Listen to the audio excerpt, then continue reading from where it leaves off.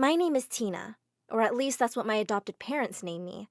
And that's pretty much the only nice thing they've ever given me. When I was a baby, my parents adopted me from an orphanage in New York City. I don't remember anything from back then, but they told me the place was horrible. It was filthy! You better be grateful we rescued you from there. I never really believed her. How could it be any filthier than their own house? It was practically a pigsty. The carpet always had a horrible damp smell, and the floorboards and walls were all stained. They already had one child, my younger brother Steven, but he was super dumb. They knew I was smart, so they probably thought I was a good investment. You can do our son's homework since he's busy all the time, the little darling. Look, Mom, Dad, I can snort marbles out of my nose. Well done, Steven.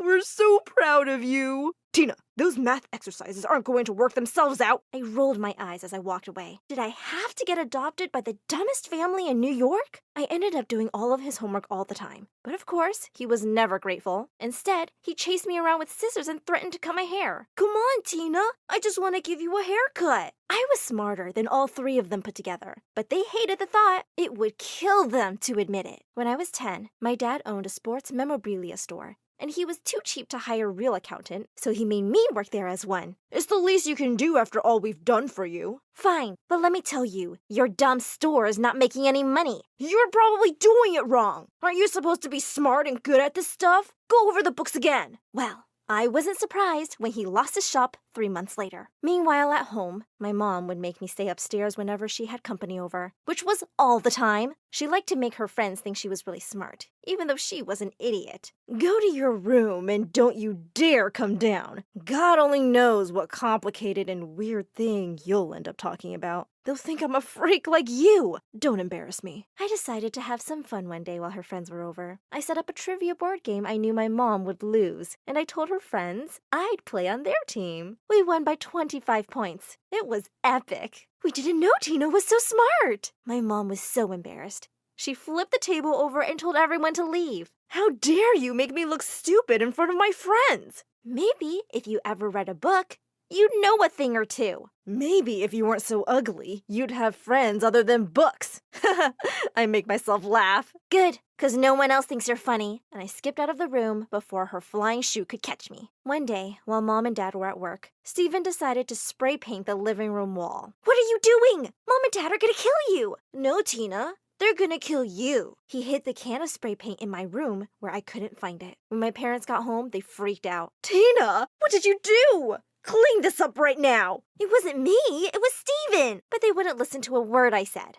Just then, Steven walked into the room holding empty cans of spray paint. Look what I found in Tina's room. That was it. I was doomed. One more stunt like this and we're taking you right back to that orphanage. At least it looks better than it did before. This house is disgusting anyway. I spent the next 5 hours scrubbing paint off the wall. Even after that, I couldn't get it all off. I missed dinner, and my parents made me go to bed hungry. It wasn't much of a loss, really. My family just had gross canned junk for dinner anyway. They didn't have enough money to buy good food, apparently, but they could somehow afford a gigantic flat-screen TV for their filthy living room. My dad loved that TV and sat in front of it all day after work, watching baseball. Steven loved baseball too.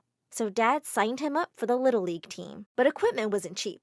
So Dad gave all of my measly allowance to Steven to buy a baseball bat. That's not fair. That's my money. No, it's my money that I gave to you, and I can take it back. My mother agreed with him. Maybe Steven will grow up to be a famous baseball player. At least he'll be doing something good for this family, unlike you, Tina. Steven's not even good at baseball. He strikes out whenever he gets up to bat. I'm better than he is, and I've only played once. It was true. Steven was horrible at sports, but my parents didn't care. Somehow, it was still my fault. Maybe if you were there to cheer him on, he hit the ball more often. I wish you had never adopted me. I wish I could go back. I stormed off to my room. I knew I had to get out of here, but I didn't have any money or anywhere to go. My friends at school all came from rich families in the city. I never told anyone I was adopted, because it would be so embarrassing. One day at lunch, the girls were just boasting away as usual. My parents are taking me to Paris this Saturday for breakfast. We just got back from Hong Kong last week. It was so exotic. I decided to chime in. My parents let me get extra pepperoni on my pizza last night. That was a lie. They actually said pepperoni was too expensive and I wasn't allowed to get it. Actually, we never ordered pizza either. The girls all looked at me like I had 3 heads. It's okay, Tina. We all know your family is dirt poor. Pepperoni is all they can afford. I was mortified. I ran out of the cafeteria in tears as the girls laughed at me. I stopped next to a bulletin board and noticed a help wanted sign. Angelo's Pizza was hiring delivery drivers. I was only 14 and I couldn't drive. But Angelo didn't need to know that. I lied in my application saying I was 17 years old and had a driver's license. He hired me and placed an Angelo's Pizza hat on my head. Guess it was time to teach myself how to drive. Driving wasn't easy. I knocked over so many trash cans and street cones at first.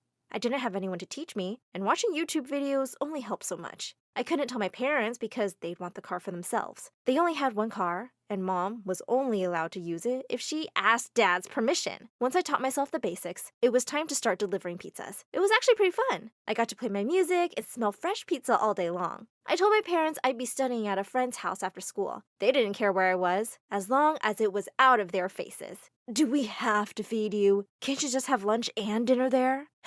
Sure, Mom. Her parents' dinner are even worse than yours, but I'll eat there. Nothing made me happier than missing meals at home and eating pizza instead. Angelo was always good about feeding his employees. I delivered pizza all over the city. Sometimes I'd even deliver to those mean girls from school. They'd laugh at me in my uniform. Little did they know, I had stolen a few bites of their pizzas, especially the ones with extra pepperoni. Sometimes I'd spit on them too. I saved up enough money and planned on buying myself a car. I was going to start my own delivery service. I hid the money under a loose floorboard in my room. I couldn't let my parents find it, or they'd probably spend it on another big TV. Then, disaster struck. I arrived at a house, got out of my car, and walked up to the door. I rang the bell and my dad answered the door. Tina, what are you doing here? He was at a friend's house watching the game, and they had ordered pizza. I should have recognized the address, but I was just so busy that I hadn't noticed. Since when do you have a job? You better not be hiding money from us. You know we need it. That night, my parents ripped my room to pieces. They knocked over every piece of furniture and tore open every drawer. I found it! Stephen pulled my box of money out from under the floorboard. Stop! Put that back! How dare you hide this from us, Tina? We adopted you from that horrible orphanage, and this is the thanks we get? That was the last straw. I stormed out of the room and grabbed Stephen's baseball bat, the one they bought with my money. I walked right up to the big TV in the living room, wound up, and smashed it to pieces. How's that for thanks? I dropped the bat and stormed out of the house. I went to the one place I knew I was safe, Angelo's Pizza. Angelo was closing up shop when I showed up in tears. I told him what had happened and how my parents stole all my money, and he felt really bad. Here, I know you've been saving up for a car. It's yours. And he just handed me the keys to my pizza delivery car. I gave him a big hug. Thank you, thank you, thank you! He invited me to stay with his family for the night. They had a small home, but it was really nice. His wife was an amazing cook, and their son was in school to become a hairstylist. Tina, would you like a real haircut? He worked some serious magic on my hair. I looked like a movie star, and I felt like one too. Angelo's family felt so bad for me that they offered to let me live with them. They became my second adopted family, my real family. Balancing work and school wasn't easy, but I managed. I learned as much as I could about starting a business and finally got my driver's license 2 years later. My parents didn't come to my high school graduation. They didn't even try to contact me after I smashed the TV. Instead of going to college, I started Tina Taxi, a full-service food delivery and rideshare company like Uber and DoorDash. Tina Taxi was different because I made each ride a party and worked a pure tip system. That meant my rides were free, and if people wanted to give me money, they could. My brother heard about my new job and called for a ride. He made me drive him all over the city pretending like he was lost. Sorry, I meant to go somewhere else. So sorry. Can you go in that direction now, please? He finally got out and didn't give me any money. Instead, he poked a hole in my tire and took a bus home. I lost a whole day of business because of him. While driving one day, I saw a bunch of signs all over town that were making fun of me. One in particular read, "Tina Taxi is a scam." I knew it was my idiot brother because he couldn't even spell taxi right. Take those signs down. You'll ruin everything. Buy me a new baseball bat and TV, and maybe I'll take them down. Why don't I give you a job, and you can buy your own? Work for you? Why would anybody ever want to work for you? I tore the signs down myself and left them on my parents' lawn. I knew Tina Taxi was a good idea, and plenty of people already wanted to work for me. I got my own apartment and decided it was time to hire more drivers. By the next year, I had 20 drivers working for me, and Tina Taxi brought in over $1 million. Soon enough, I got a call from a multi-billion-dollar company that wanted to buy Tina Taxi. They offered me $2.5 billion for my company. I told them I'd only sell if they maintained my business model. Tina Taxi was always meant to help those in need. They agreed. After everything was said and done, I went back to the orphanage where my parents had adopted me all those years ago. The kids were so excited to see me. That's Tina from Tina Taxi! I want to be just like her when I grow up! You're already just like me. I used to live here when I was just a baby. They were thrilled to know I started out just like them. I donated millions of dollars to help remodel and build orphanages all over the world, but especially one in my home state of New York. I even adopted a little girl named Amira, and I promised to give her the childhood that I never had. Together, we live in a huge house outside of New York City. I never heard from my adopted parents ever again. I never heard of Steven either, so he probably never did become a famous baseball player.